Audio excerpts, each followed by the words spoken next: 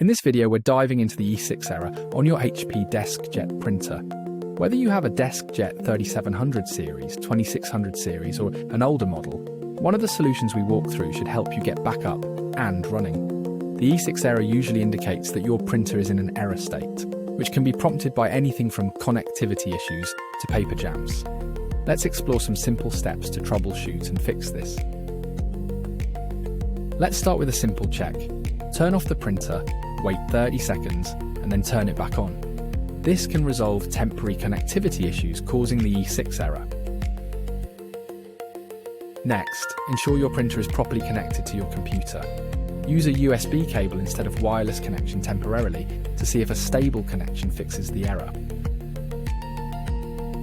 Make sure your printer driver is up to date. An outdated driver can cause your device to malfunction.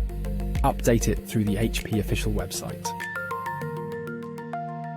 Clear your print queue to remove any paused print jobs that might be causing the error. You can do this from your computer's control panel. Sometimes network changes can affect printer functions.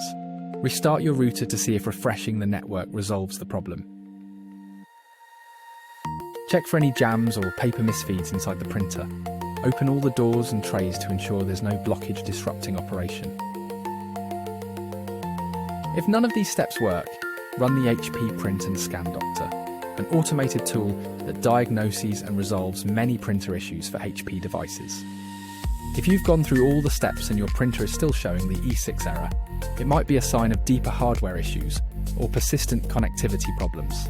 Before considering a replacement, check the links in the description for recommended replacement parts or service options.